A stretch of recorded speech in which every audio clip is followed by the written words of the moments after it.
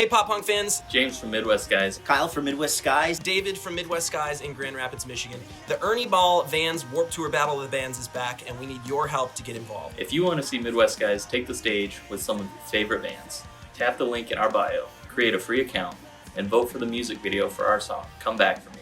You can vote once a day, so be sure to check back in every 24 hours to keep up the momentum. We are so lucky to get to play music to crowds all over Michigan on a consistent basis, and with your help, we can take it to the next level. Again, tap the link in our bio and vote for Midwest Skies. Midwest Skies. Midwest Skies to be a part of the 2025 Vans Warped Tour. Thank you very much, and we'll see you soon.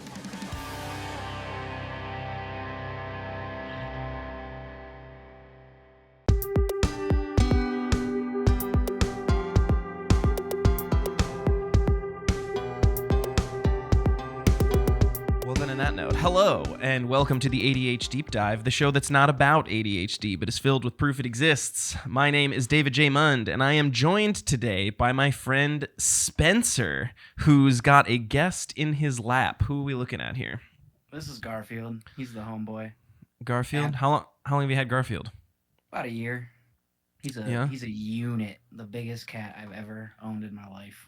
Is he a rescue? Did you get him from somebody you know? Did you find him on the streets of...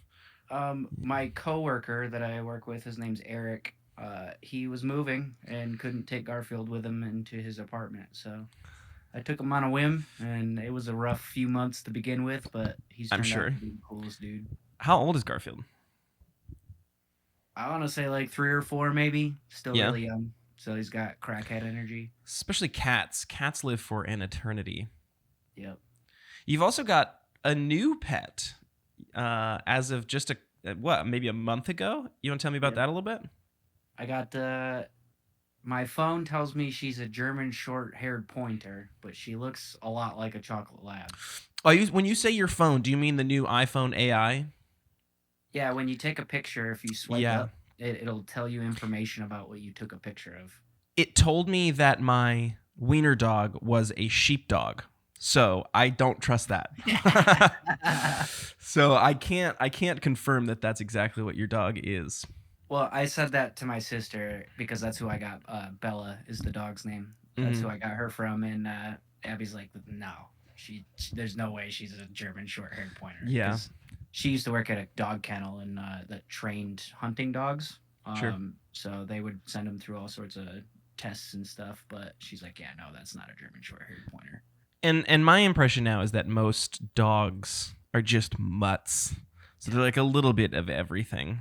Yep. She's definitely chocolate lab primarily. You can see it in her face.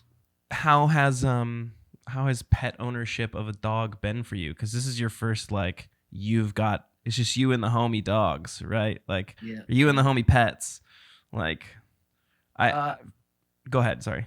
I was gonna say I've had a dog before, but life obviously hit, and she ended up staying with my parents. She just passed away like the last year, so I'm trying it again, and so far it's going great.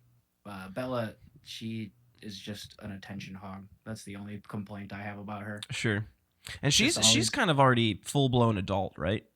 Yeah, she's like 8 or 9 years old. So. Very low maintenance, other than she's always shoving her face in my face trying to get pets. Yeah, and trying to sip on your coffee like she did about 30 seconds ago. Yeah, dude, I put my coffee on the ground and she slurped it, and then she did the weird lip thing where she did not like it. My dog does that lip face when he's done something improper, when he knows he's misbehaving. Yeah. 100%.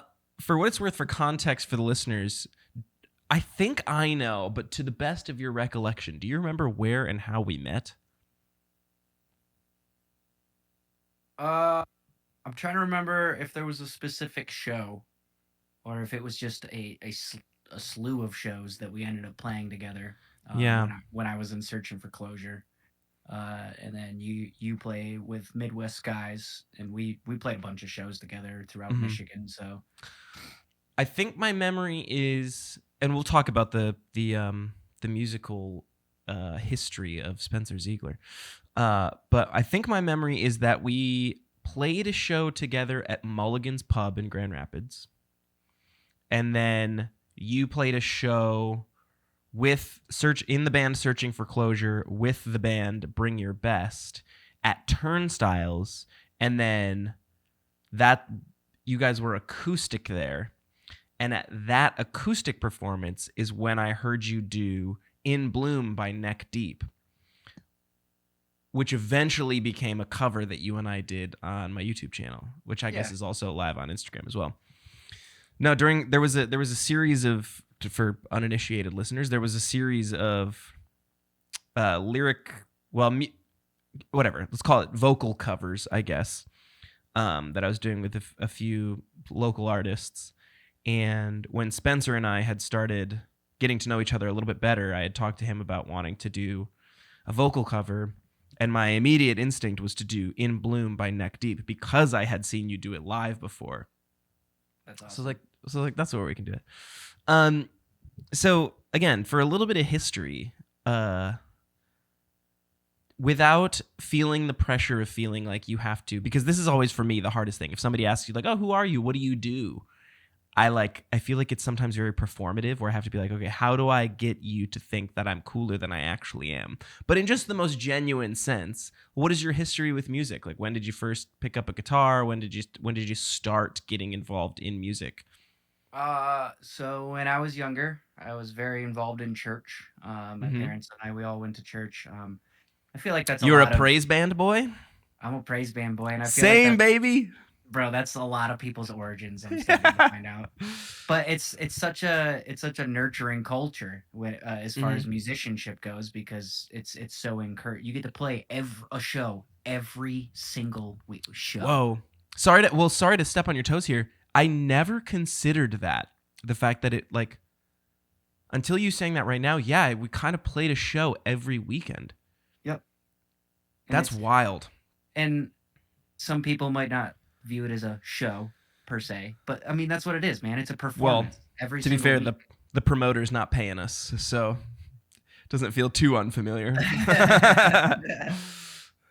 Truth. But no, so you were a praise band kid. Yep. So when I was honestly probably like 4 or 5, my dad was the worship leader at the church I was going to. So oh shit! I'd always jump behind the drum kit. And that was the first instrument that I started to learn was drums. Oh, I didn't know that. Yeah, I'm not the best drummer, but I used to think I was.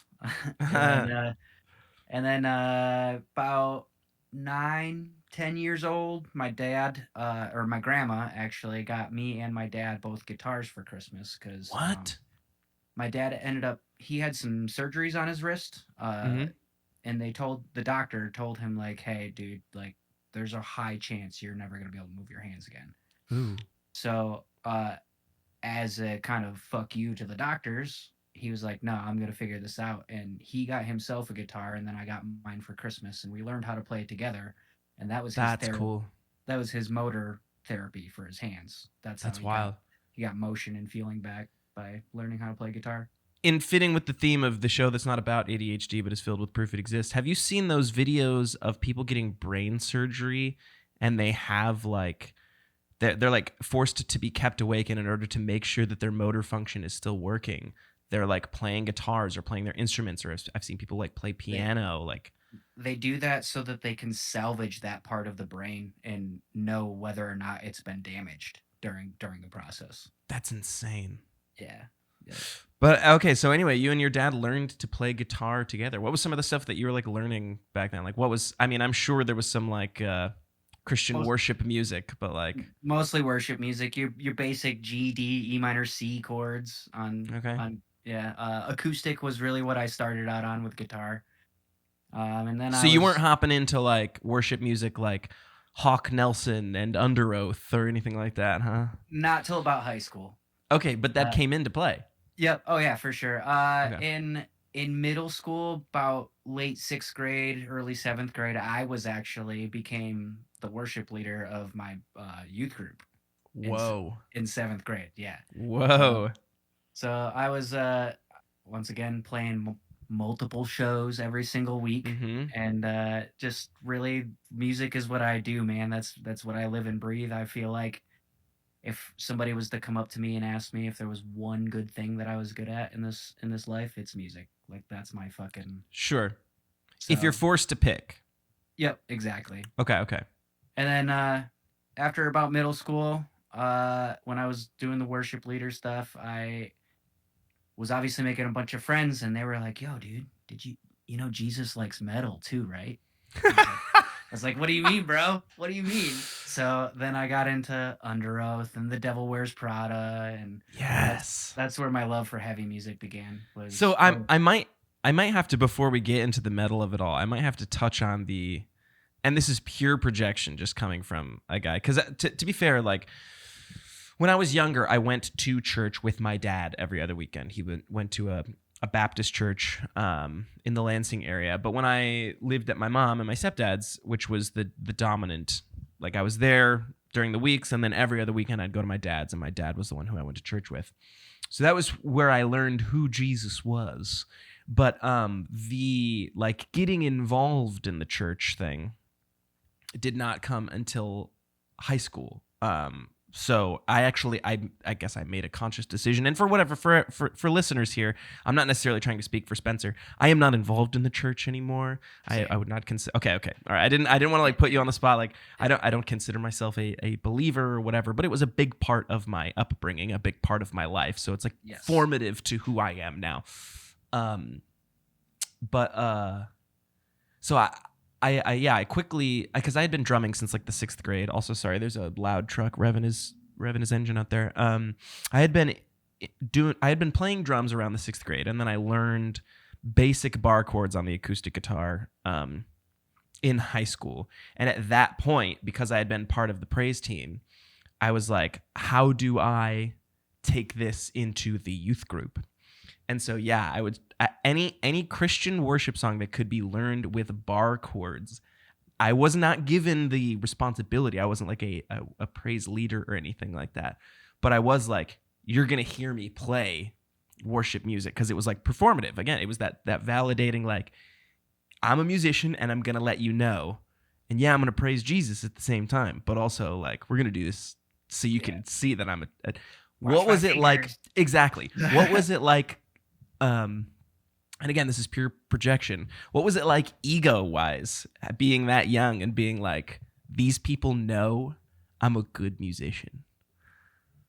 I think it fucked me up for where I'm at right now, because now I'm like, I ain't shit, dog. I feel like I'm really good sometimes, but then I sit down and watch my fucking friends play, and I'm like, all right, I'm okay.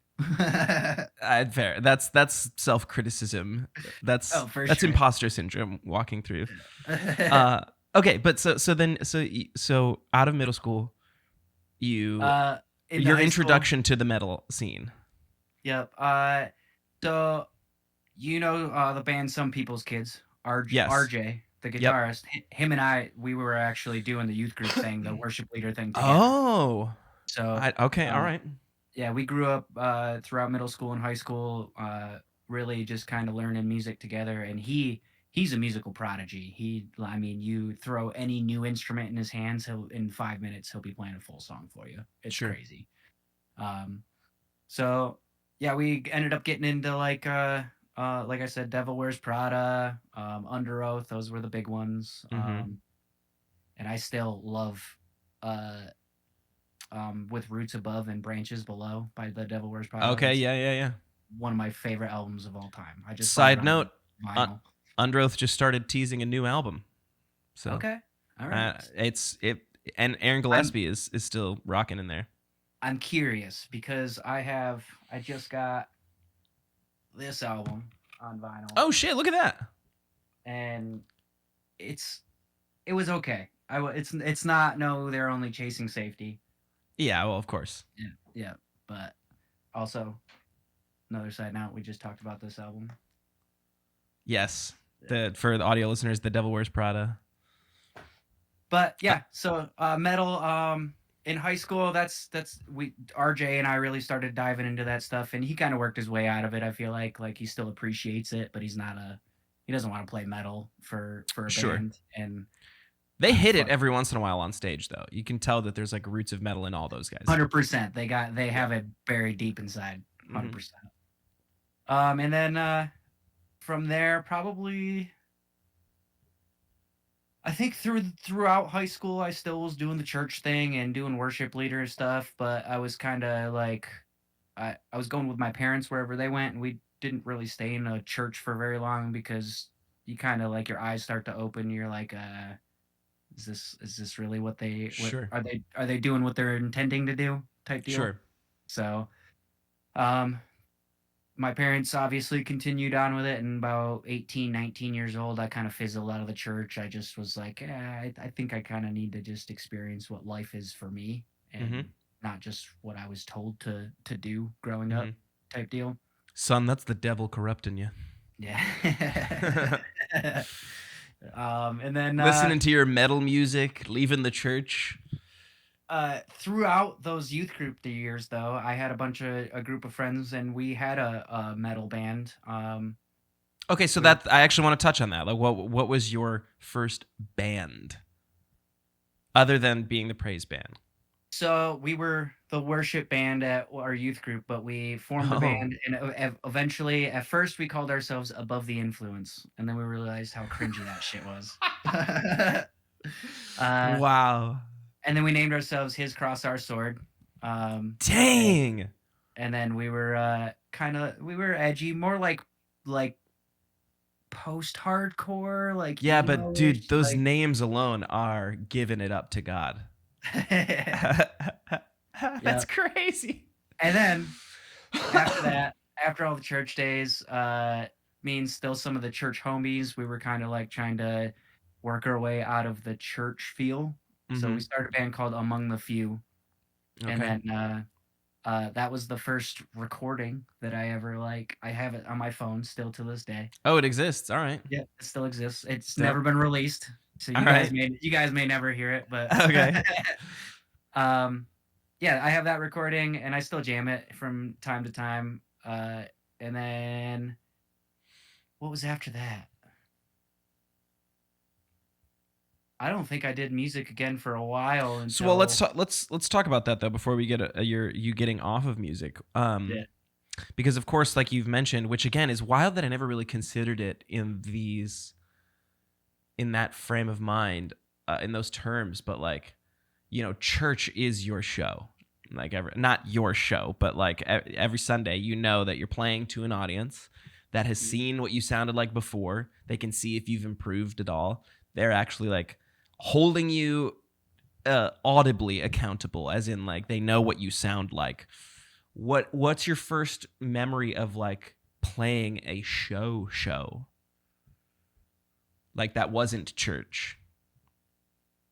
Were you playing to like high school like crowds? Were you just a band that played in the basement and you weren't playing shows, or like? I would say it was when we were Among the Few, or not Among the Few, Above the Influence, like the first project. We actually were like going out to we have a town expo at the high school every year, and they have live music, and we got up there and we played. And you were metal?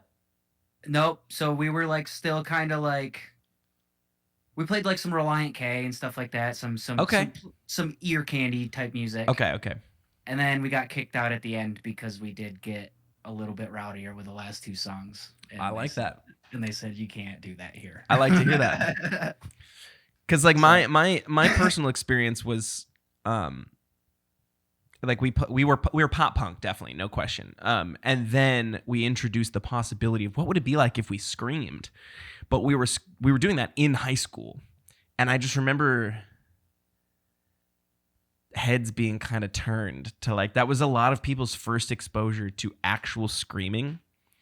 Yep. And a town full of, I mean, I grew up in a town probably the same size, if not maybe a little bit smaller than where you're at. The residents of Lake City, I think proper, is 1,000 people. That's like that's the population. We're bigger than that. Okay, yeah. But still, so like for many people, this was like, what are we hearing right now? And I just remember the perception of that being like, okay, if we're going to do this, we have to commit. Because, like, we can't be, like, half-ass about this. Either we need to be proud of what we sound like, or we need to never touch this again, because people don't like it. But the people that do really like it. Hey, there's Bella. Oh, yep. She's made her appearance. See, that's a chocolate lab. Yeah, definitely. That's a wiener dog, according to my AI. Okay, so anyway, yeah. You then said that you took a short break from music. What does a short break look like? I mean, probably like, hey, get out of there. Sorry. You good? She's trying to lick my adult stuff. Oh. Probably like 4 or 5 years. I kind of just got caught up after like 19, 20 years old. I moved up to Mount Pleasant with my girlfriend at the time, and I just was working a shit ton. Life happens. Yeah, I was managing Jimmy John's on Central Michigan campus. You're not the only Jimmy John's former manager that I know. That's interesting there. It's taken over the musician world. I've noticed that Jimmy John's and Verizon, the two longest careers I've ever had, have been the most popular careers that I've found with other people. Interesting. So. Well, especially for musicians, we need food and phone discounts. So, like, might as well take those 2 gigs. True. So yeah, I lived up in Mount Pleasant, managing Jimmy John's. At one point, I would open the store at 7 a.m., work my shift till 5, and then deliver till midnight, and then wake up and do it all over again. So I see. I was working like 60 to 70 hours a week, trying to just pull in the money. And the older I get, obviously money is important, but it's not the end goal like I used to think it was. In the meantime, are you still like sharpening your guitar skills, or did you like put the guitar down and you're like, I guess I'm done? I had an acoustic guitar that I fiddled with here and there, but I didn't wasn't really doing a whole lot. Didn't have any amps or anything like that. Sure. And then my buddy Adam Bartosh got a hold of me one day and was like, "Hey, dude, we're starting this project." He lived up in the same area I did, probably like 20 minutes away. So I got in my car one day, went over, and we picked up a guitar and we wrote 2 songs in like 3 hours on acoustic guitars and shit. And I was like, yeah, we got to do this, bro. So we started. He and another guy named Sean had already started a project called Transitions. Okay. And then I kind of came in and just added to the project. And Chase, you met Chase recently. Drummer? Yep. We'll talk about that. He was the drummer of Transitions, so that's that's where I initially met him. Him and I have done projects together before. Okay.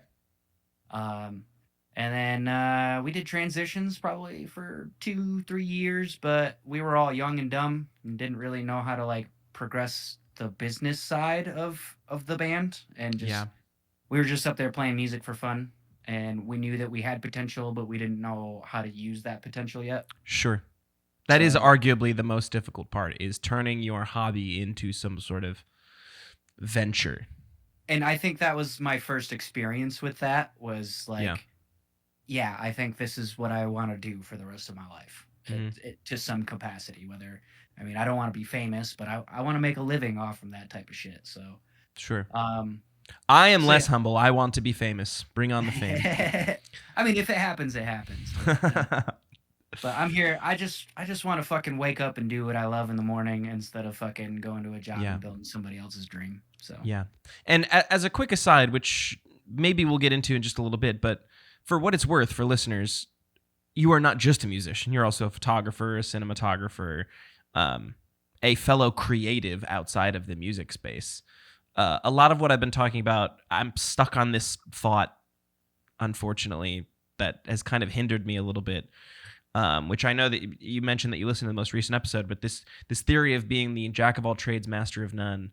There are many, many things that I want to do, and my listeners are very familiar with this topic. I've rambled depressingly for hours about this at this point, but like, there is really, yes, of course, I'm kind of doing a bit when I say that, like, I want to be famous or whatever, but the main through line is exactly what you said. I just want to wake up and feel proud of what I'm doing. I would like my art to be my source of income so that I can I don't have to sacrifice my personal time for my art, or the other way around. I don't have to sacrifice my art so that I have a little bit of personal time. My art is my personal time. Sure. My time. It is my time. Right. And I want all of my time to be my time instead of waking up and building somebody else's empire. It's exactly. my empire. Exactly. Um, in the theme of the empire business, we can talk about this for as long or as short as you want. I know that it was a big period of time. Can you kind of talk about how searching closure, the arc of searching for closure, came to be? Like when did that begin? And Perfect, because we were just talking about transitions. The yes, band. yes. And then Good it went- transition from transition to transition. Correct. So many Okay. transitions. So eventually some life hit pretty hard for some members in the band, and we started to kind of like fracture a little bit, and then we brought Casey in. And Casey, this is Casey where McDaniel, shout out. Yep. This is where I first met Casey, was in transitions, and While you were out in Mount Pleasant? nope, I actually was moved back to Ionia at this point. So Okay. Yep, I've moved away from home and moved back to hometown more times Same, than I'm dog. proud of. Same, dude. Same. So, right now I live at the end of my parents' street where I grew up, so I didn't go Hey. too far. Hey, here's what it means. That means you got a guaranteed locked-in dog sitter. That's pretty rad. Exactly. So Casey was with transitions probably for about 2 or 3 months, and then some other members, the fractures were just getting deeper, and Yeah. so Which I'm sorry to interrupt again. I don't think people understand. Look, the mentally healthiest among us still have difficulties when it comes to being in a band. It doesn't necessarily mean anything about one member in particular if a band falls apart. Sometimes, of course, it does. But when you have so many confidently creative people, you're going to disagree. Egos are going to clash whether you want to or not. Again, it doesn't mean that one person's an asshole or somebody's the victim here. It just means it is so difficult, especially when you're younger, to keep a band together. I'm going to say this, and I'm sure Casey would 100% agree with me. Him and I have fought more times than any human I've ever met in my life. But Okay. that motherfucker is my solid homie. And anytime I need advice about anything, that's the dude I go to. Sure. Because he's so confidently creative, and so am I. You know what I mean? Sure. Because like we just thrive off each other, and we understand what it takes to get past the hurdles and move on to the next step. And when the other person can't see it, the other person is like, "Yo, motherfucker, open your stupid eyes." Like, right, sure. But again, like unless I'm misunderstanding, those are also the people that you happen to clash with the most. correct. Because you're like, listen, no, you're not listening to me. I know you. All right. I know what you want. I know what you think. I know how you feel. Listen to me, motherfucker. I know your So you potential. I know your potential. Live up to it. Yeah. So okay. So you meet Casey. Yep. So we and then from there things end poorly with transitions, and both of it him and I end up leaving, and then we were gonna start a band, a metal project. He was living in a town called Lakeview, up about an hour north here in Michigan, and we were gonna name our project Lakeview. Okay, that's a pretty decent band name, to be fair. Sounds really cool until about 10 years later when him and I are living together, and he's like, "Yo, Spencer, get in here." And he pulls up on his computer. There's a country/metal band now called Lakeview. Yeah. And I'm like, "No, they stole it, bro. They fucking stole it." Yeah. So, but no, they're pretty solid. If you haven't checked out Lakeview, not a anything with a body of water is probably taken at this point. 100%. Yeah. So we were working on Lakeview, and I don't even remember what happened. Casey ended up moving back to Florida. So, and we didn't talk for a couple months just because life was happening, and then he shoots me a message, and he's like, "Yo, dude, what are you doing right now in life?" And I was like,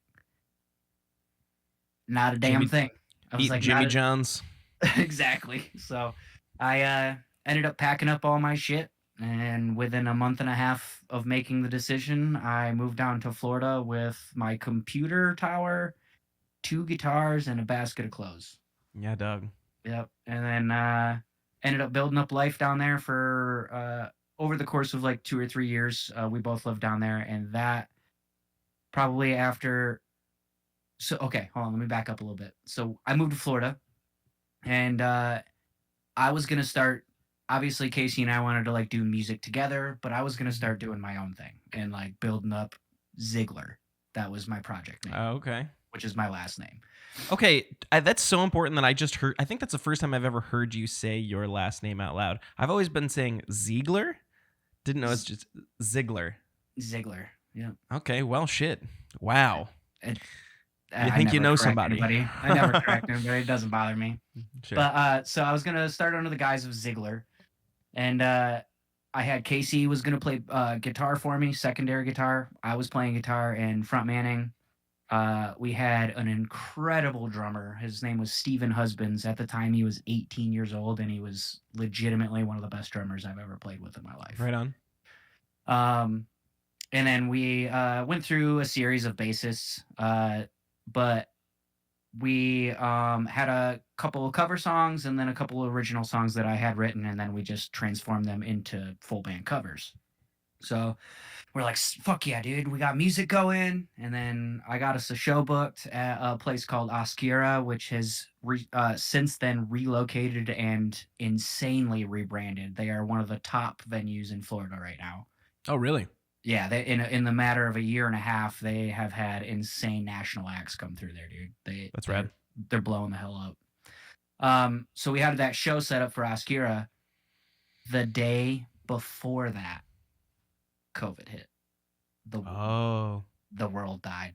Yep. Well, which in Florida, it didn't last very long. I was gonna say you're in DeSantis territory or Rick Scott at the time. I don't know who. It was DeSantis. Yep. Yeah. Within 2 weeks, we were back down to the beach and checking out the clear waters and stuff. Yeah, definitely. So in the midst of COVID and everything, we kept getting together as a band and practicing and putting in the work and everything. But some members had some family members that were very immunocompromised. Okay. So none of us really wanted to put that member in jeopardy, Sure. or their family members in jeopardy. So we never played shows or anything. So Casey and I COVID hit with Zeigler is what we were going to play. And then I see. In the next coming months, as we're like trying to figure out what to do with music and stuff, Casey and I wrote Never Coming Back, which was our first single for Searching for Closure. We dropped that March of 2019, something like that, 2020. Okay. I can't remember what year it was. And that was the beginning of Searching for Closure, that song. And then Steven ended up staying with us as a drummer for our Florida run. And then Nico Sanchez was our guitarist. Phenomenal guitarist. He actually has a project now called Mothbite. Incredible project if you're into like experimental instrumental metal-ish kind of stuff. Right on. Really little Polyphia-esque. Yeah, very very inspired from that style of music, but he kind of puts his own bite on it. Sure. Mothbite. Band names are as a musician myself who's been in plenty of musical projects trying to create the conception of band names, you just can't judge because they're only cringe until they're not. Yeah. They're all cringe until they're not. Like the Under Oath, the circle with the line through it. Yes. Cringe at first. And then it takes off. Now. And then it works. Timeless. Yep.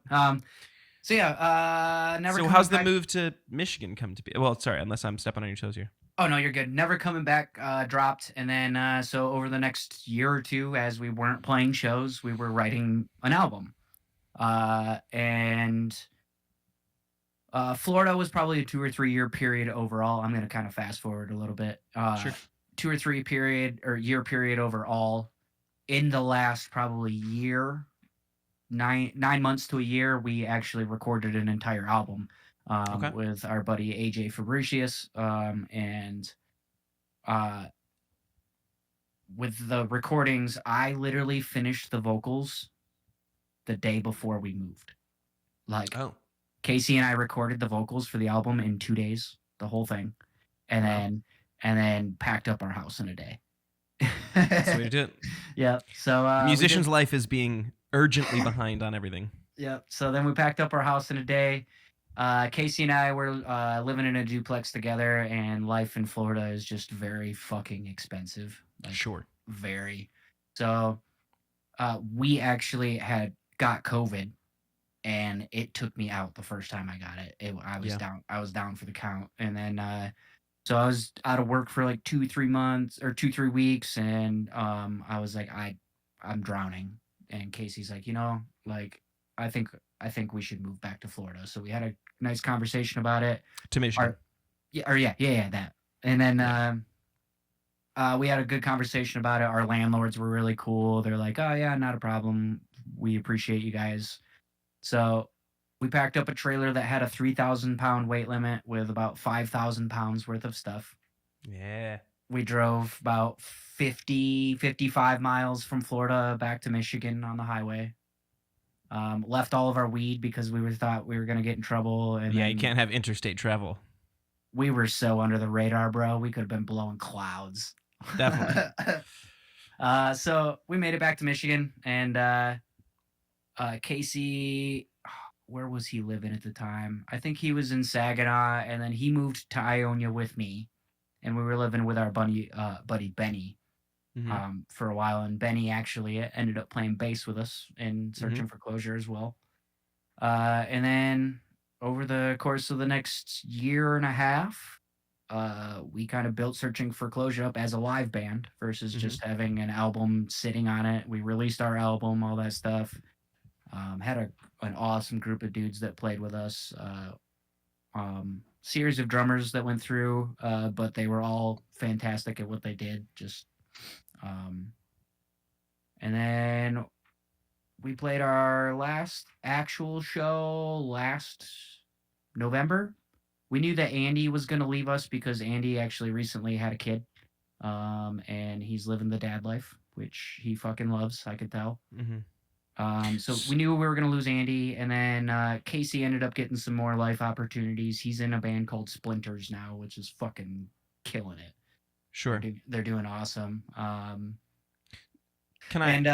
Everything I just ask kind of, yeah. Well, a little pointed. And it's not something that we need to touch on for very long because I know that there's nothing particularly positive about it. But Benny had passed away before the November show. Yeah. Is that what you're talking about? The November show? So the benefit. We played a show in November at Venue 404 of 2023. Okay, so you said November of last year. Okay. So I was thinking. My bad. I was thinking the benefit. We're still fresh on 25. I know. I was a little confused. 23 was when we played our last actual show, and then in July, Benny ended up passing away from cancer, and we decided that we wanted to do one last hurrah for Benny. So we threw a thing called a Benny Fit, which was we raised money for his two sons, and just to make sure that they were secure for the future, that Aiden could go to school for music and all that. So, and then at the Benny Fit, that was Searching for Closure's like last ever show. I kind of that was closing the chapter of everything. We had a song called "Fuck Off and Stay Home" that was never released until about a week before that. Which the music video was shot at Venue 404 at the November show from 2023. Yep, the music video for that, and we were just sitting on it. I was actually never going to release it because the band had fizzled out, and I was like, all right, well, okay, that's the end of it. And then everything with Benny happened, and I just felt like it was the last piece that he was involved with us and everything, and he's in the video, so I was like, this is for him. So we ended up dropping that, and that was the last piece. Now, I may eventually open Searching for Closure back up because I still have like all the distro kit and stuff like that, and just do solo stuff. Bella, and just do like write some solo music and stuff. But as of right now, it's just kind of that chapter's over, and I'm starting a new one right now. So sure, and we'll talk about sort of the new chapter of music as we wind the podcast down, because that new chapter of music is something I'm actually somewhat directly involved in, which again we'll talk about in just a little bit. But one of the main reasons that I wanted to talk to you on the podcast and not just kind of catch up a little bit well, first and foremost, the fact that you and I have been working on just a random single that one day you and I got together and we said, hey, let's just make music for the hell of it.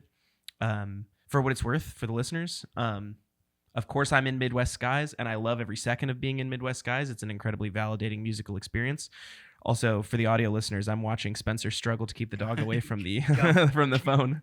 Go, Bella. Which is just the life of being a dog owner doing a podcast. You're like, quit fucking up my shot. Yeah. Seriously. But no, it's an incredibly validating musical experience, and one that has only strengthened over time. But there is also like a personal side of making music where I want to make sure, for my own sake, that I'm not limiting myself to one avenue. It doesn't mean that just be clear, there's absolutely no interest, no desire, no plan, no expectation that I'm ever going to leave Midwest Skies or that Midwest Skies is ever going to be a thing of the past for me. But my relationship to music needs to be one that is not just a member of Midwest Skies, but instead a musician who is in the band Midwest Skies. So as a musician, I want to diversify the portfolio a little bit. You don't see Travis Barker sticking to just Blink-182. Exactly. And that is exactly the comparison, which I know to some that to be fair to sort of the argument there is Blink-182 was Blink-182. And then Boxcar Racer happened, which is an offshoot of Blink-182. And that might have been singularly responsible for breaking up Blink-182 the first time around, because egos start to clash a little bit when people think that if you're involved in other musical projects, that must mean that you are ready to leave. And it is not necessarily. I mean, for some people, certainly it could be. But the main thing is just I need to prove to myself that I'm a decent musician outside of needing any other members. And no, but I mean, hold on. Let me think my thought process through on this. Sure. Not everybody is capable of doing more than one project. I will correct. Say, Correct. Because it's energy, dog. Yes. And yes. It's all your energy. It's not just being a part of a song. It's like you have to be a part of making that shit. Right. But if you have the capability to do so, what the fuck's stopping you? Because that's just I mean, in the same like aspect of business, like you want to have your hands in more than one pot if you're trying to be successful at what you're doing. Mm-hmm. So, and especially like when I look at it in the context of Midwest Skies, like we're all dudes in our 30s, they're in their late 30s, and like James has a family and kids. Kyle's got a really physically demanding job that takes up a lot of his time. So Midwest Skies' success is correlated to the amount of time that we can put into it. And they can't always put that much time into it, which I respect and appreciate and understand. The same thing with me. Like if there's, a wedding that I've got to shoot, or a music video project for a different band that I've got to shoot, or a different, like an acting gig or something, like sometimes we can't play shows because one of us has a previous obligation. Which means already at this point, if we know that we're going to be involved in other creative projects, which means that Midwest Skies sort of becomes like a thing that we take super seriously while we're in it, but isn't our entire life, then I have to commit the mindset to being, well, then if this isn't my entire life, it's definitely a big part of my life that I want to maintain as a part of my life. But I also, again, have to prove to myself that I can do these other things, that I am not wholly reliable on other people, a particular genre, or just even being just a drummer. It's a huge part of my life, one of the biggest parts of my life, but it is not all that I am. And so that's why I wanted to start doing those vocal covers. That's why I wanted to start making music outside of Midwest Skies, like doing the stuff that you and I are working on. And in that vein, you and I have gotten to know each other a little bit. And now I'm going to directly point it to maybe a more vulnerable period of time where you reached out to me recently and you expressed something that I want to talk about a little bit in depth about, which is it's sort of funny now to think of you being a praise band kid who came from the church, because this does not mean the same thing it meant when we were in the church. Correct. But But you kind of reached out to me as looking for some sort of accountability partner, which again in the church means totally different things. It's like, hey buddy, make Are sure you I'm not sinning today? right. Make sure I'm not straying from God. Yeah. No, But I want to know what that looks like for you, and B, I want to touch on that a little bit. I think I meant it more as like I struggle with keeping up with my projects. Sure. Because I still have a day job. Right. And it takes up a lot of my fucking time. And again, you are also a photographer, a cinematographer, a guy who wants to be creative outside of just specifically music. These are all parts of who you are. Correct. Yep. And so with the day job, it just like I get distracted when I wake up in the morning. I know that I gotta be to work at noon. I don't feel like I have the fucking time or energy to which is do the worst anything. shift, by the way. Oh yeah, noon to 8. It's great. There's your whole day. Yep. So I've been trying to figure out a schedule to where I can like work into the night, but not work too late in the night to where I'm fucking exhausted the next day. That's a different topic, but yeah. More or less, I struggle with keeping up on my creative projects. Well, it's whether it's something that has a deadline or it's just something that I want to keep putting effort into, but just don't have the energy to do so. And there's a difference between externally imposed deadlines and personally imposed deadlines. Yes, which I'm really bad at giving myself personally imposed deadlines because I'm just like, because I want to keep progressing. Right. And I will say from my day job, a big thing that they're focusing on is progress, not perfection. It's good. And I like that a lot. Sure. It is because you can't, you have to put out shit to get gold. You have to. There's the creative process is not pretty 100% of the time. And I struggle with that. Go ahead. Are you familiar with the taste gap? No. I've talked about this a handful of times, and I'm sorry to step on your toes. I just think it's relevant to what we're talking about here. There's a thing called the taste gap, which a lot of artists and creatives struggle with a little bit, which is that we know when we struggle to accept what our art is, if we look at our art and we say, this isn't what I want it to be, that says two things. One, it's not what we want it to be, but it also means that we have good taste. We know what we want. We know what we expect or hope our art to become. We have these like mountain high views of what we would like our art to become, but there is a skill set involved in getting to that.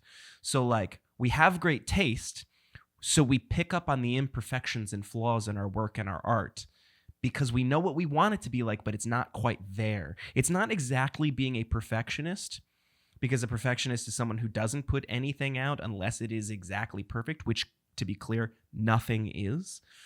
But yeah, that taste gap is the difference between where we are creatively and where we want to be creatively. An analogy that comes to my head, and it might not be a good one, but like a rock climber, like your goal is up there. Yeah. I'm down here. You know you want to get there. And I can get there. I know that I can get there. Right. But I feel like my tool bag doesn't have the correct tools in it to get there. Right. So right. why the fuck don't I just fucking free climb it? Is where my mind goes to. But I'm not skilled enough to free climb yet. I have to get to that point.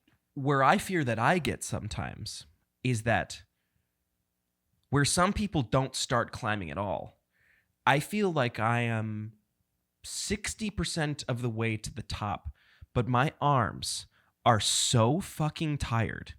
But because there's only 40% left to go, I either climb through the pain or I let go and fall to my death. You either climb 40% or you fall 60%. Exactly. And there is a choice there. I can make a choice. And there's also an acknowledgement that 40% is going to be so fucking difficult. It's going to be the most difficult because now it's not just getting started. It's finishing the job, which we'll talk about in the accountability context. But like, I could let go. I have that choice, but that's going to hurt so much worse. And it it needs to be something I make the decision to do. Do I give up on this project? Do I give up on this passion? Do I give up on this pursuit? Or do I struggle through and make it, finish it? Well, we're going to talk about the project that I'm talking about with that later. Yes. But I feel that, bro. Do I just keep struggling through this? Because we've been working on one release for over a year now. But we'll get into the specifics as to why it's taken that long. Yeah. At the end of it, dude, it's going to feel so fucking good that year that it took, because it's Definitely. not rushed. So, and that's where I struggle with the progress, not perfection thing. Yeah. Is the whole thing's been progress. The Right. whole thing has been. But at the end of it, we're going to have perfection. You know what I mean? Well, so it's like patience is another P that plays into that equation. So. Yeah. There's also a weird acknowledgement too of this perfectionist thing, where that also, I guess, fits into the taste gap. Before I acquired good taste, I did put out what is objectively garbage. Like there's something to be said about the fact that, like, when I was more carefree and I didn't have different standards, it didn't need to be perfect, because I thought it was perfect only because it was done. Or I'm like, I did this thing, let's put it out into the world. That's a big reason why I came to you for the accountability thing, is because I've seen you do that shit and I haven't. Yeah. When I released, well, in what way? What do you mean by that? I mean, I've released stuff, and I'm not like the Searching for Closure stuff. I'm super duper proud of the music, but I feel like we could have taken a lot more steps to make it perfection. You know what I mean? So to speak. Sure. But you didn't give a shit. It's just like the song's there.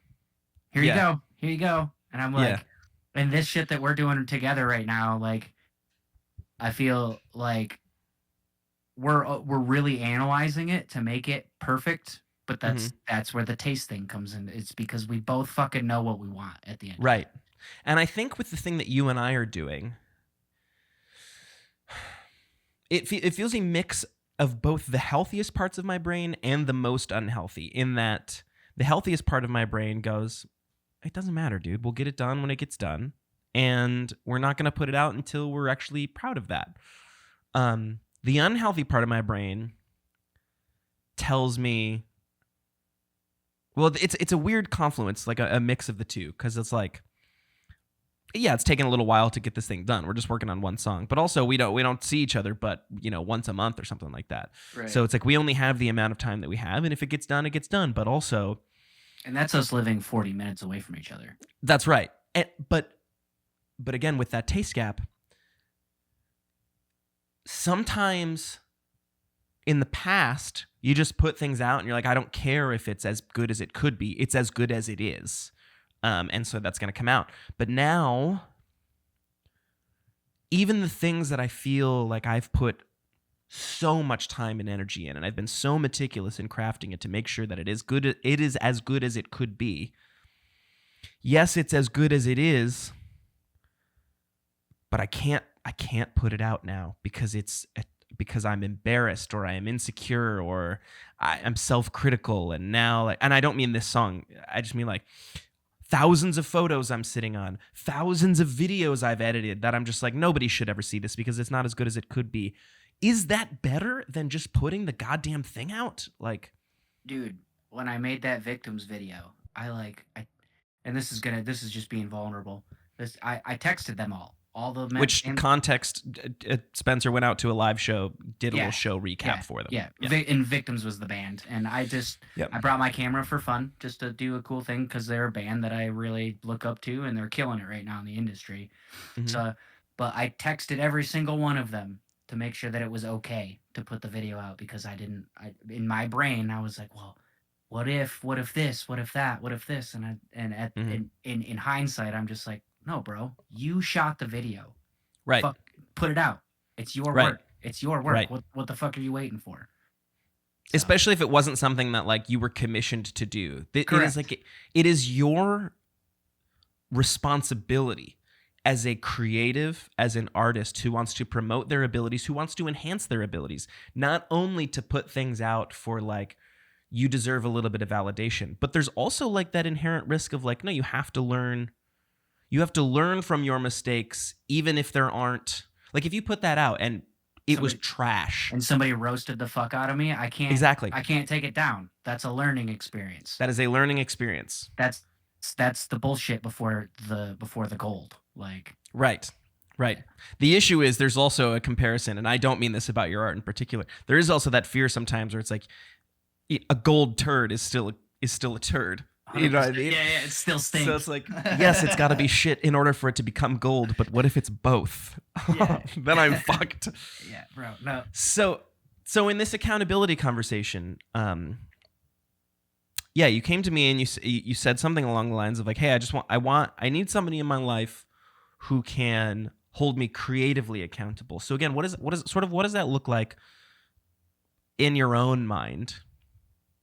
It doesn't even have to be, let's go back to church. In church, when you picked up an accountability partner, it was, they're going to text you every day and they're going to be like, did you read your Bible? Did you drink today? You know what I mean? That type of shit. That's not what I'm looking for. Right. I'm looking for, in our initial conversation about this, I asked you the question about being my accountability partner, and then I can't remember what the question was, but you asked you asked me a question back that was harder, and I was like, "That's it, dude. You did the fucking thing. You did the thing." Like, I'm gonna look it up right now. Which I hope this isn't being too necessarily vulnerable, but I think that it is relevant to figuring out what we're trying to do. So can I just read it verbatim? Yeah, go for it. And then if you feel like I need to cut. You said, which is funny because you did use the phrase accountability partner.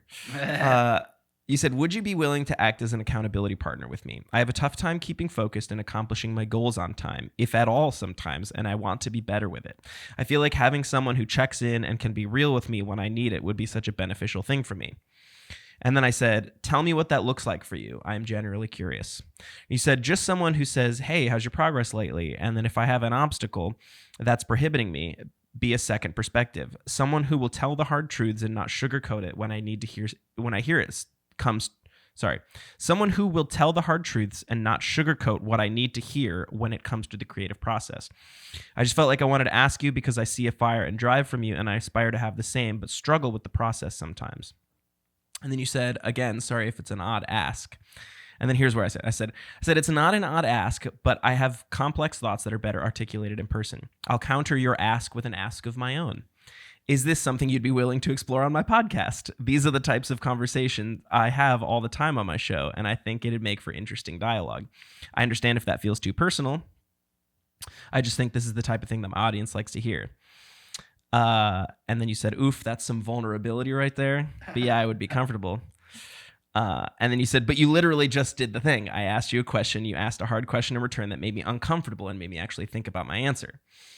And then here's what I said, which was critical of myself in that moment that I maybe want to explore back with you. Give me 2 seconds. I'm going to let Bella out of this room. Okay, we'll pause. We'll cut to an ad real fast. I also have to pee. So, Perfect. T.O. Ladies and gentlemen, this is not a punk house, it's a punk home.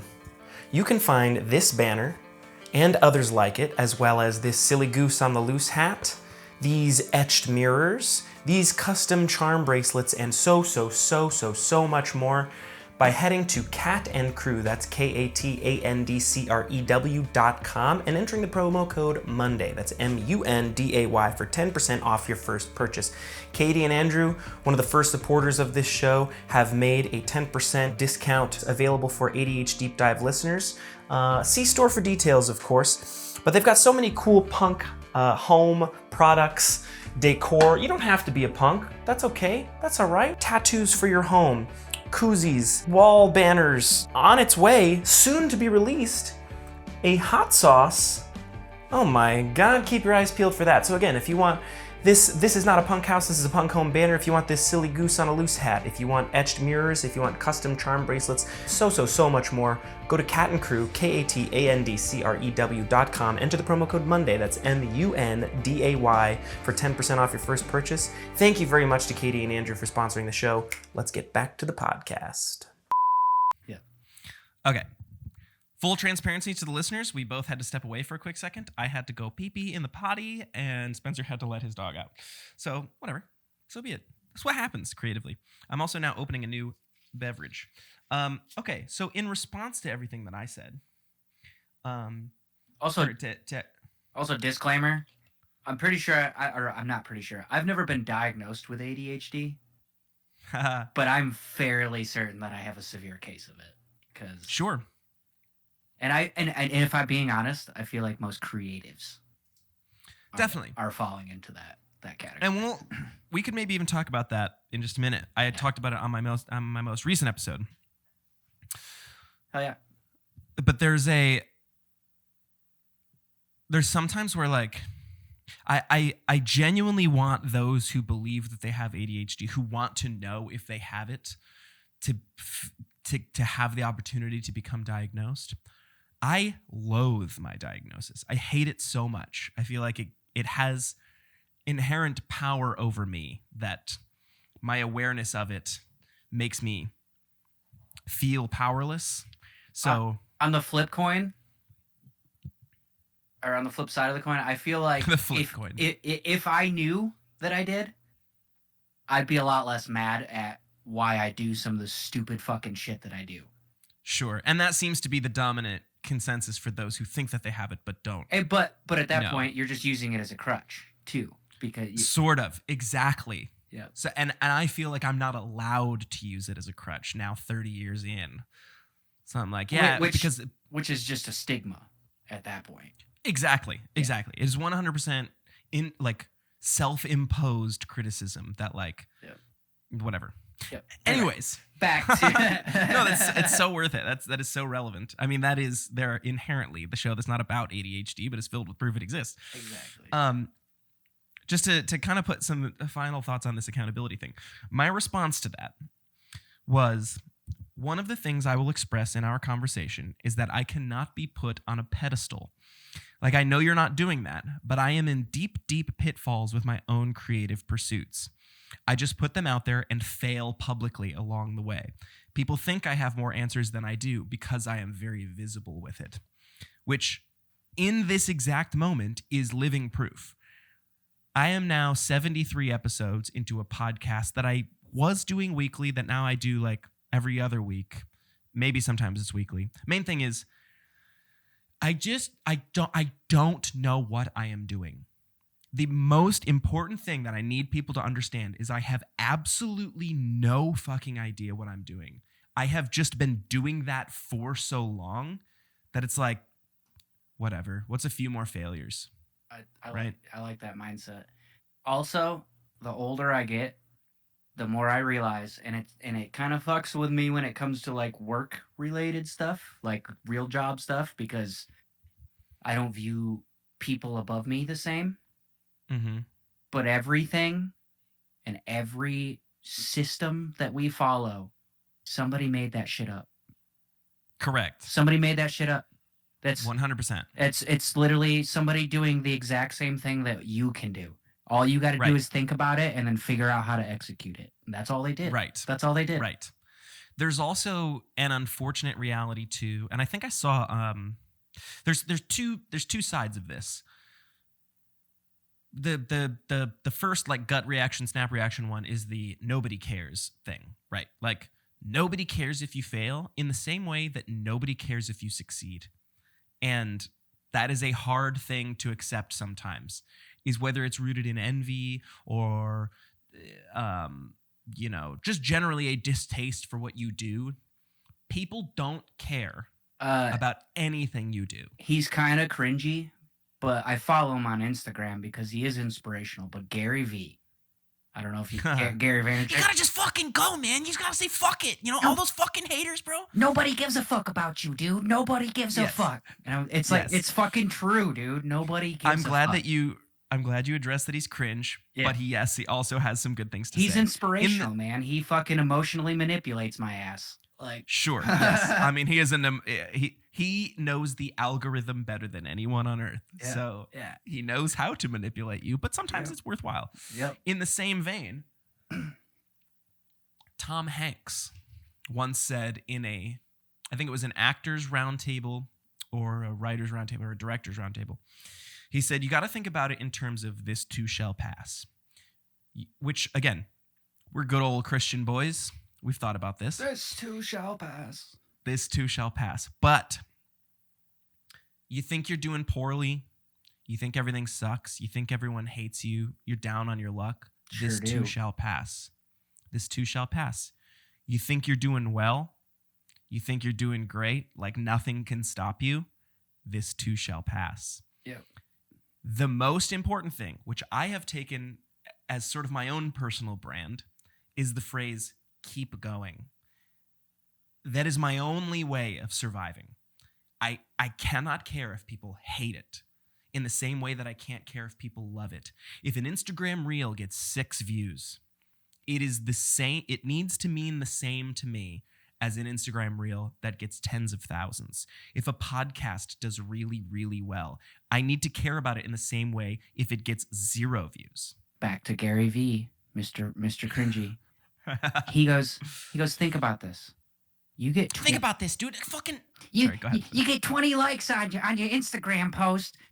That's 20 fucking people that weren't there before, man. Like, that's you know true. what I mean? Like, that's 20 people. Do you even know? You just made Gary V.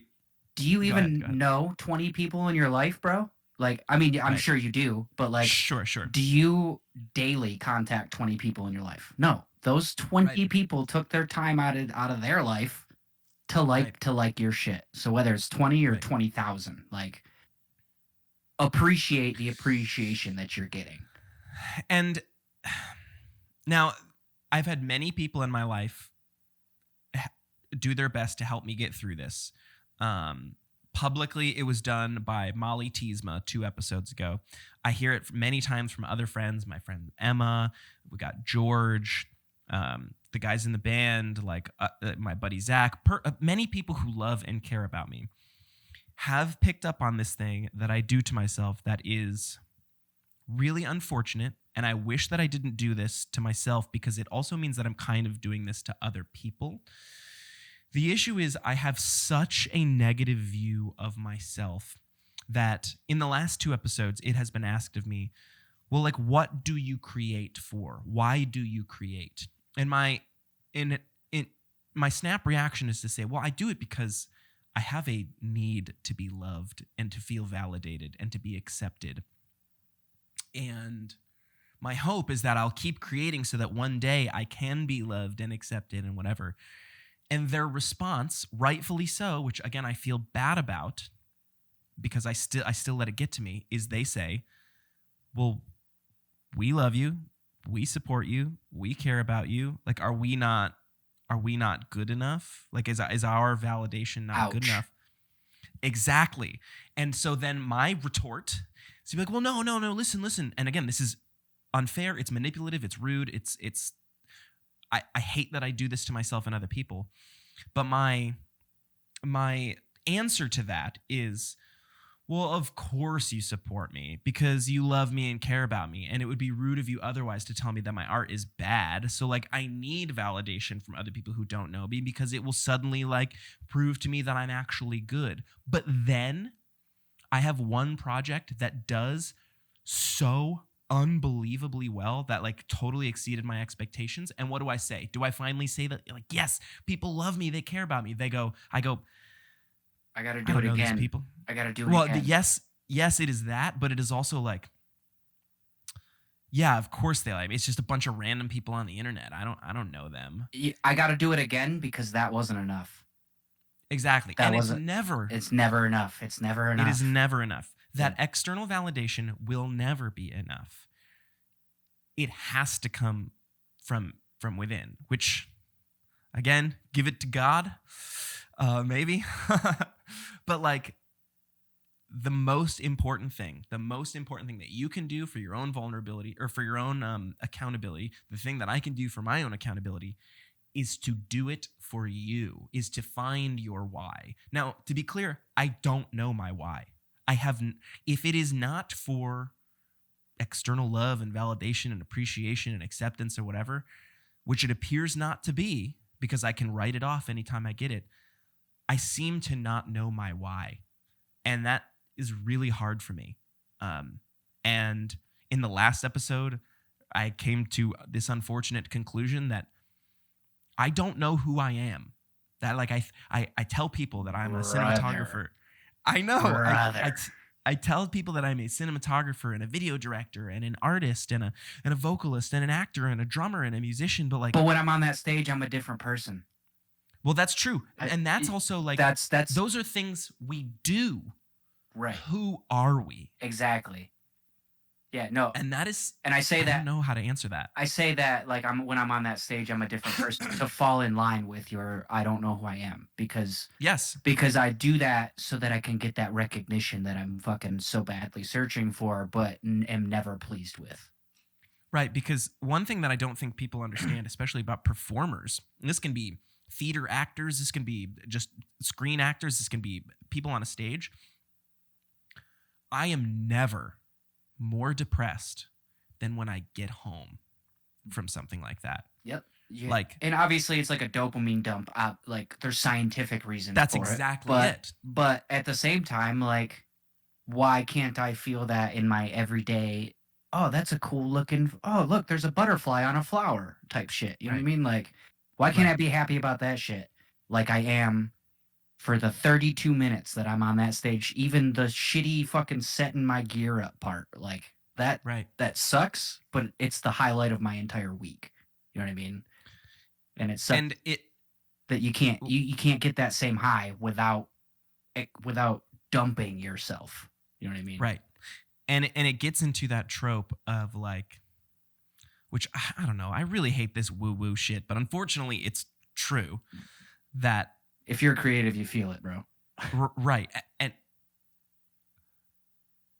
until we learn to love ourselves, we will not believe, feel, appreciate, understand love from other people because we have conditions to our love, right? Like to our self-love.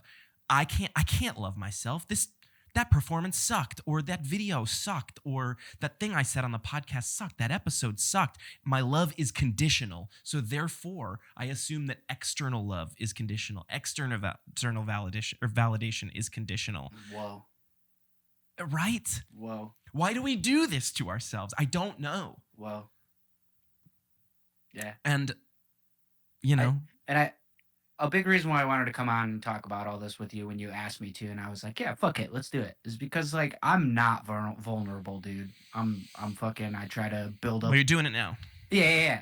And that's a big step, and I think that's a step that I need to take towards my creative progression. Is to once again, nobody gives a fuck, to understand that. Sure. But also, I'm sorry to step on your toes. No, you're good. Now, I wish I could do for you right now, or for myself right now, what I'm doing for you. But you're wrong. You are vulnerable. You've put out music for the last 20 years of your life. You've been a public face for the last 20 years of your life. What is the number one fear?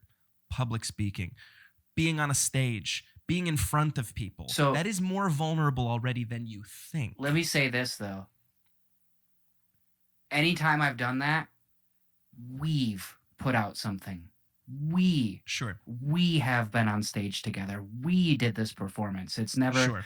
I've always hid behind somebody or something, or you know what I mean, like, oh yeah, this person helped me get here. Like, no, I fucking did this work, bro. I'm here. Sure. And I've never taken that accountability for myself. Is that like, right? Like, yeah, it's a team effort at the end of the day, but I never take the time to give myself enough credit, because I'm building that wall not only does it keep people from seeing in, but it keeps me from seeing out. Right. So there's a humility side of it too, though, that like not a humiliation, like an actual humility side of it too, that like there is a fine line to walk in. On one side of the spectrum, you've got people like us, and maybe I'm speaking just for myself here. For whatever reason, and I feel bad that I have to say this out loud, I fucking hate myself. And I'm working on it, and I'm doing everything I can to be better and to love and accept myself, but it's just where I'm at. You not to get into my situation too deeply, but I know you. I console with Yeah. that. 100%. Sure. The flip side of that is, and I do my best not to hate people. I strongly dislike people, and I don't vibe with some people, whatever. But the people that I find I hate, quote unquote, the most, and maybe this is envy, maybe this is jealousy, maybe this is insecurity, are the people that you can tell love themselves to death, that are massive egomaniacs who think they're God's greatest gift to the earth. Now, yes, certainly, maybe I'm jealous of those people because I hate myself, but also there is an overcorrection. Like, in order to get to a point where I love and accept myself, I need to make sure along the way, in the same way that the "this too shall pass" thing, that I do not suddenly think that I am impenetrable, that like nothing matters, that other people don't matter to me because, hey man, I'm tough shit. I don't need you people. On the flip side, I think that being selfish has gotten a bad stigma. Sure. It's yeah. It's okay to be selfish. To think about you, to do what you need to do for you, because you're not here for me. I'm not here for you. You exist to complete your chapter and your story. Right. So it's the difference between selfishness and arrogance, though. Correct. Where I need to get to a point where I accept who I am, where I love myself, where I forgive myself, but I humble myself by saying there are other people out there struggling who need help, and I don't just internalize my own love of myself into my own dick sucking complex. Like, and there's got to be humility. Yep. But what you just said, there's other people out there, back to the kind of tying in with the selfish thing. There's other people out there. They have it worse than I do. They're like, I shouldn't be complaining. But like, you're right.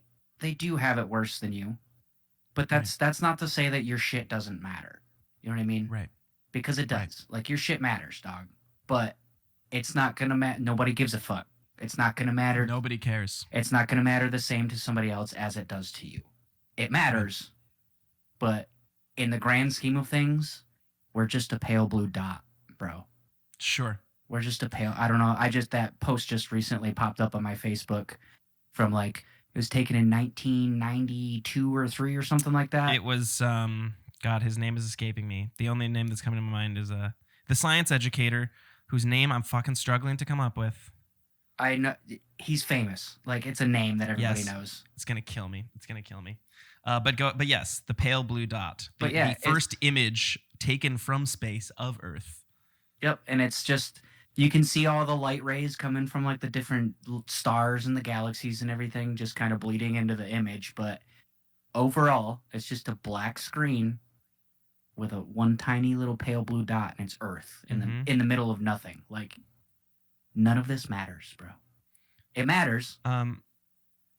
Carl Sagan. Yes. Yep. Yes. I was struggling on that name.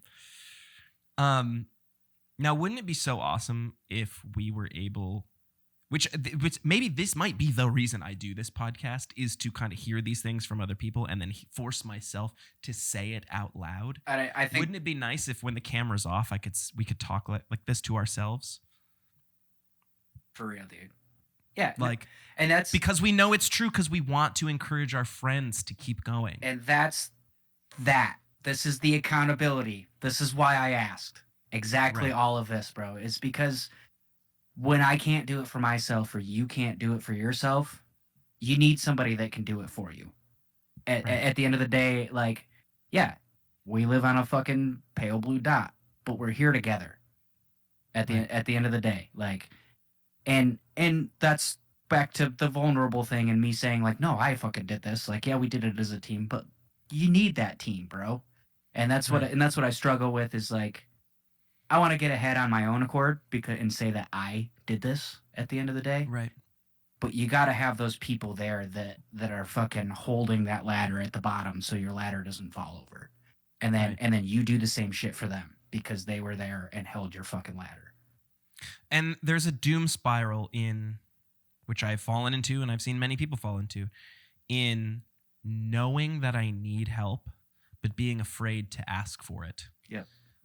Because in this similar fashion, like when you asked me for help, I was at a point where I knew that I needed help, and I'm still there. And I'm still there. Like don't get me wrong. I'm bottoming. Doesn't change out, overnight, brother. I'm bottoming out the barrel right now. But at the end of the day, like I knew that I needed to ask for help. Otherwise, nothing was getting better. Like I was gonna just keep the bottom of the barrel was about to not exist, and then I was in the ground. So it's like you got to do something, bro. So and you need a team. You need a community. Like they'd say, fucking takes a community to raise a child. It's the same fucking thing. You're that fucking child. Takes a village, baby. Or village, whatever. Yeah, but, I knew you meant. Yeah. But, So, all right. Let's start working our way towards the end here. Speaking of a village or a community, you seem to be building a new little musical community for yourself that I happen to be involved in some capacity right now. Yeah. So do you want to just take it away where I'm talking about here? Yeah, dude. Nobody knows this shit. You guys are the first ones to know. Yes, while he talks, I'm gonna swap out my battery here because apparently I put in a dead battery. This is an A.D.H.Deep-Dive exclusive, and I don't get many of those. So, Spencer, feel free. I don't want to get too far because we're still in the works of ironing out all the final kinks and making sure that the blanket lays flat across the bed. But I'm working on a new project. The name is Concave Notions. We're gonna be a metalcore project, and over the last 10 years, in the middle of like the Searching for Closure stuff, the Lakeview stuff, the transition stuff, Casey has been helping me build my studio, and I got a pretty decent home rig right now. So over the last 10 years, I've written a shit ton of music, and it just sits on my hard drive. So one day, I got sick of it. I got sick of the fucking beating myself up and letting that shit sit there, and like, I'm too good for this shit. So I put a message out on Facebook. It was just a standard post. And I said, hey, I've got some songs. I'm looking for somebody to scream and do vocals on them. I can do vocals myself, but like, once again, takes a village. I want that village. I can't do it all by myself. And so I got a couple hits on it, and then there's this band called Settle Your Scores that I grew up listening to for probably the last. I mean, they've been a band for 10 years, and I found out about them pretty early. So I've been listening to them for a long time. And their vocalist message or comments on my fucking post, and he's like, "Yo, dude, I'll throw some vocals down." He's like, "Hold on. Are you really the guy? Is that really you? Is this real? Like, check my eyeballs and shit." And then for sure, it was Christian Fisher from Settle Your Scores, and he's like, "Yeah, dude, I'll throw some vocals down." So I sent him a couple tracks, and he goes, "Bro," he's like, "You're just sitting on this shit, dude?" I was like, "Yeah." I was like, I fucking wrote it one day and then just forgot about it. I told myself it wasn't worth putting out. Huh. Yeah. He goes, "Stop forgetting about it, bro. Fucking do it." Like, so he lives in Ohio. I'm up here in Michigan, Grand Rapids area. He drives 5 hours every time we work on something with this project, one way, just to come up and do this with me. Brother, I can't find people 40 minutes from me that want to do this shit. Yep. And it's like, this dude, his drive, he fucking does voice acting. He does Settle Your Scores, which at one point was a signed band. I still got like 80,000, maybe 100,000 monthly listeners on Spotify alone. Yep. And then he also does solo stuff under the guise of Blades. with the A is an upside down V or an upside down. I was gonna say it's just a V. BLVDES. Yep. Check that shit out. It's really good stuff. He's got a good mixture of like emo kind of R&B stuff all the way up to easy core type shit. So, but Concave Notions is gonna be a metalcore project.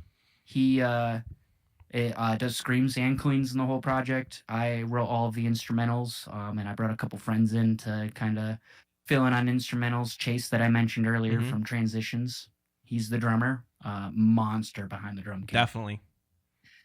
I am still looking for a bassist right now.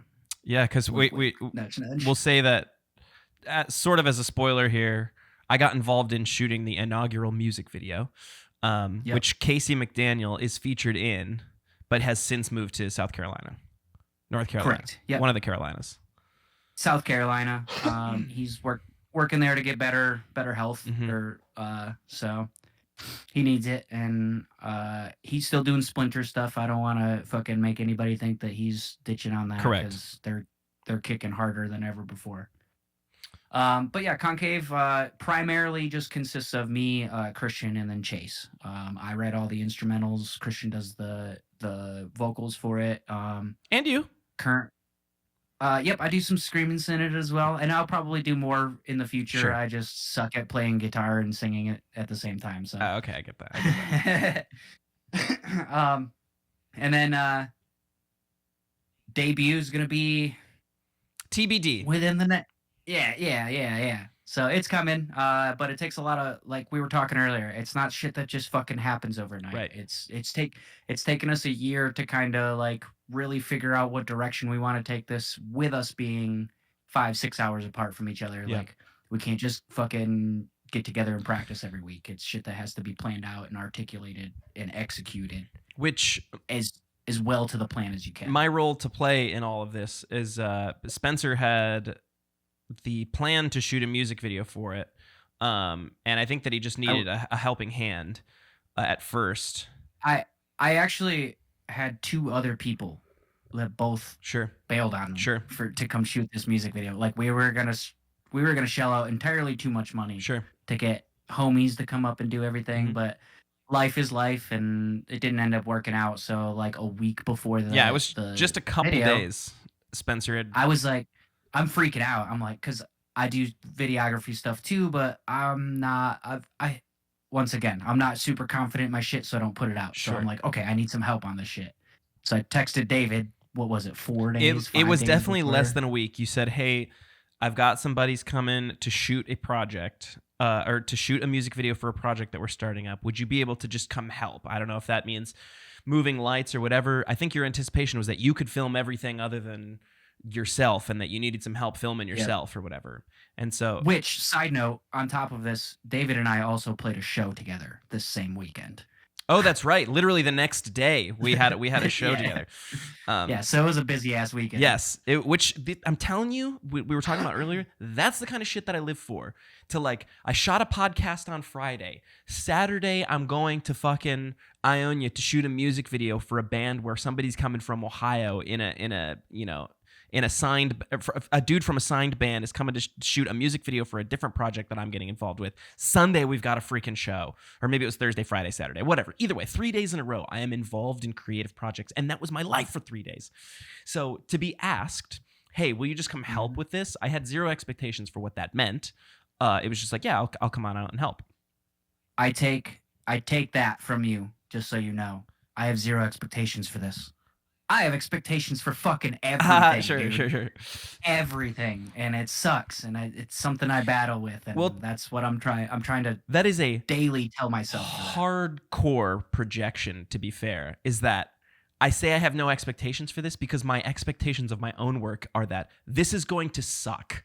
So if I think that it's going to suck, I'm probably going to manifest it into existence. If I think that it's going to be awesome, I'm going to feel like shit if it's not awesome. I don't give myself the same grace in that direction. If I go in with no expectations, maybe it might exceed these zero expectations that I have for it. It is what it is. It is what it is. And so he asked if I would come help, and I said yes. I don't know what you want. I don't know what that looks like. I don't know what I want. Yeah, and I think you said as much. You're like, I don't know. I know that I want some performance shots, and maybe we'll do something in the snow, which we'll maybe talk off air. If I can, we'll talk. If you're seeing still frames from the video, it's because Spencer and I talked about this after the show and we agreed. If not, so be it. It's because we didn't come to that sort of agreement. But the main thing is, there was some anticipations of like, which. We're not going to say the name of the song. We're not going to say that. I'm not going to show you any like moving visuals of anything. We'll just say that it has my concept for after I heard the song was like, I would like to show a couple visuals of like some blood somewhere. I just want to like cut to like an image of blood somewhere. And so I was like, let's come out. Here's all I can think of. Why don't we show some blood dripping on some snow? Because there's like ghost white snow, and then flesh up against that, we'll have some blood dripping down onto it.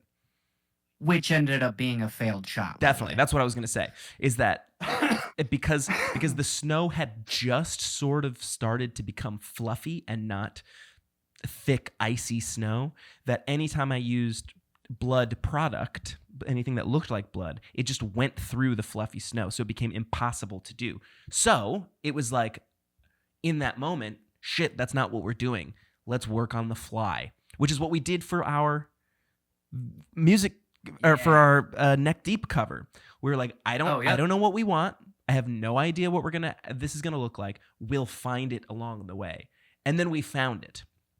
And I think being an antenna to the creative process is like the coolest part about being an artist.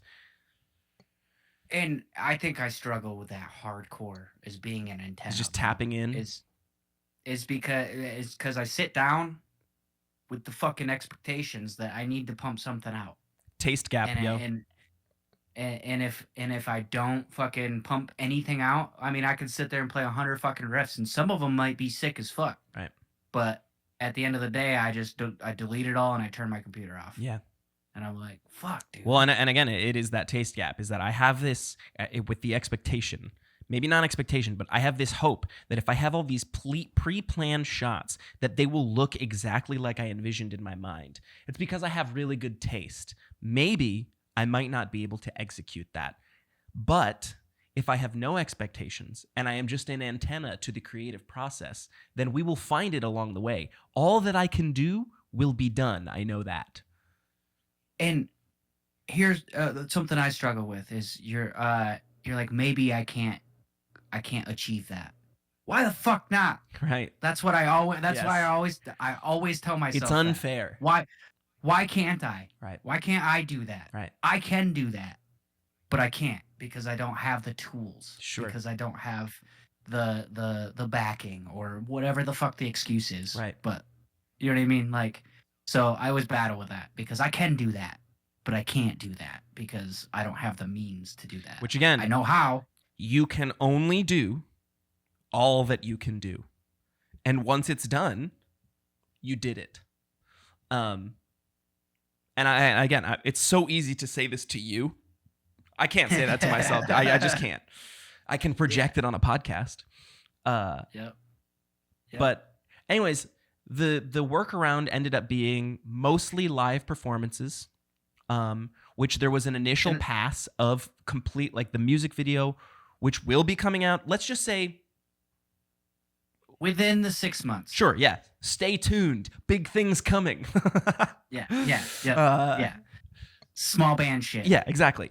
But where it was initially just live performances, that felt a little deflating because while I think I was really happy with how it looked, it still felt like it was missing something. We did want some sort of narrative. Yes, I consider myself a cinematographer. Yes, I have a camera and I like capturing visuals, but I consider myself like, first and foremost, I would like to call myself a filmmaker or a director. I like narrative. I like telling a story. I don't necessarily pride myself on the ability to capture the visuals, but I like to tell a story. So when the whole blood thing didn't work out, it was like, well, fuck, I guess we're just going to be capturing visuals, which again, I was very proud of. I'm happy that it turned out the way that it did. But then shout out to Emma Sheridan, friend of the show, done the show a couple of times. The person that I did the Neil Patrick Harris experience with, pulled her in kind of as an actor to months later shoot a narrative portion that I'm very happy with the addition to that. I think that maybe changed the trajectory of how I felt about the video. It makes it feel like a music video versus just some shots thrown together. Yeah, you know what I mean? yeah. So, shout out to all those involved. And you guys don't know what we're talking about. You'll see eventually. But so Concave Notions with Christian Fisher, Chase Kerrigan, Spencer Zeigler, you got and it. bassist TBD. Yep. Going to be coming out soonish with a music video directed by David J. Mund. You heard it here first. And it's the first of many to come. So. Definitely. As of right now, we're just gonna stay in an internet band.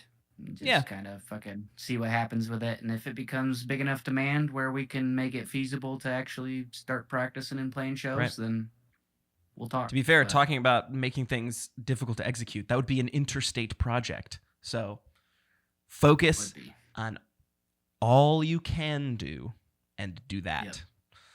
And if that means bouncing stuff back and forth and giving yourself permission to be proud of yourself along the way, then you should focus on that. I think I might name drop the producer. Please. Yeah, go ahead. Nick Ingram, who has mixed Beartooth. Yeah. And plenty of other large artists that you've heard of. He's going to be the name behind all the sound goodness. The sound goodness. I will say, as my own, talk about, trying to thread the needle of being arrogant. I kind of love that when I have music episodes, when I've got episodes where I've got musicians on, that it's sort of become the 6 degrees of Kevin Bacon thing. Do you know that? I think I've heard it basically, before, the concept came from any movie, name any movie named any actor, you can get 6 degrees of separation from the actor Kevin Bacon. So this actor's in this film, this actor was in a movie with this person was in a movie with Kevin Bacon. You can do it in 6 steps or less. It's how many handshakes are you away from the president? I think about this stuff in context for the people I know who know people who I adore and admire and envy and am inspired by are insane. That it's very, the music industry is huge, but it's also really small. Really, it's a small world. I had one of my buddies, John Eberhard. He's the performing bassist of I Prevail. He was I think still to this day probably the best performing episode I've ever had on this show. Toured Japan, toured Germany. He's done international tours to tens of thousands of people. The idea that I had somebody from I Prevail on my show who's been on the stage with some of the biggest bands in the metal hardcore scene today, how it's I think about how many steps away am I from Blink-182? Not that many, to be honest with you. Yo, bro, that guy eats at the same burger joints you eat at. That guy goes to the bathroom the same way you do. Oh, I see what you're saying. I'm that guy sits in his house the same way that you do and just fucking watches TV. You know what I mean? And you know what else they people. do? They're also critical of their own work. So again, you have to learn to love yourself first. Otherwise, you will be unable to accept the love and validation of others. Yeah, because they're just normal fucking people, dude. Right. We're I had this guy, or I'm sitting here I have Nick Ingram mixing my shit, or Christian is my vocalist. But and that's another thing I really wanted to touch on before we end all this. So yeah, I'm talking about all these big names, but they're just people, dude. Just people. And all it took, I sent a message. That's right. The worst that they can say is no. Yep. That's it. That's the worst anybody can ever tell you. I learned that young in my church days. We had just say no, Spencer. Becoming the Archetype, which was a massive Christian metal band. Yeah. We shot them a message one day. We shot before there was Roslyn was the band that we messaged, and they were touring with Becoming the Archetype. And we're like, hey, we're throwing this little festival at our church. What would it take for you guys to come through? And they're like, oh, you got $500 and we'll both swing through.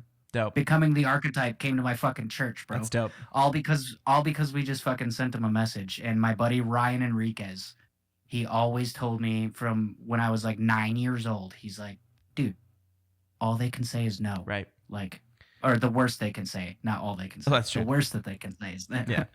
But so like, just shoot your fucking shot, dude. Yes. Shoot your shot. Hey, take a chance. Just put stuff out there. Yep. Become an antenna to the good things. And like you were just saying, dude, like I can sit here and tell you this 100 fucking times over. The second this camera goes off, I'm spouting it out my mouth to you. But yep, the second this camera goes off, I'm not gonna listen to a damn word I just said. Yep. Well, on a high note of positivity, where we are radiating the confidence to put ourselves out into the world, this is probably a good place to end it. So, Spencer, thank you for doing the show. Absolutely. Go ahead and hang out on the blast. line after I end the show. But to the listeners, again, go to KATANDCREW. That's catandcrew.com. Enter the promo code Monday. It's MUNDAY for 10% off your first purchase. And tap the link in the description for the Ernie Ball Vans Warp Tour 30th anniversary 2025 Battle of the Bands. Vote for Midwest Skies to take place in the, again, 30th anniversary of Warp Tour. And starting our spring schedule, we've got a Battle of the Bands at The Stray in Grand Rapids on March 1st. So between now and the next time you see me, that first round will have happened. Come on out, enjoy the show, support your homies. We're also playing at the Pyramid Scheme with Keep Flying and Save Ferris. That is April 27th. And somewhere else. I'll be there. Fuck yes. Oh, yeah, you're doing some photos. See, there you go. You're so much more than a musician. I'll be there. Yeah. So go to MidwestSkiesRock.com for details. We're going to be selling some tickets for the Pyramid Scheme show. Get some merch. We got the beanies. We've got the Look Who's Laughing Now, Nobody Somehow hats or shirts. Let me try to turn around and show that off. Yep. Check out Spencer. That logo's so sick. Thank you very much. I appreciate that. Check out Spencer at Searching for Spencer on Instagram or Fortitude Imagery for some of his live video shoots, photo, video, music stuff. And stay tuned for Concave Notions. Song name? No? TBD. Well, it's been decided, but not public. Yes. All right. Thank you. TBA. TBA, yes. Thank you for joining the ADH Deep Dive, the show that's not about ADHD, but is filled with proof it exists. My name is David J. Mund. Thank you very much, and I'll see you next week.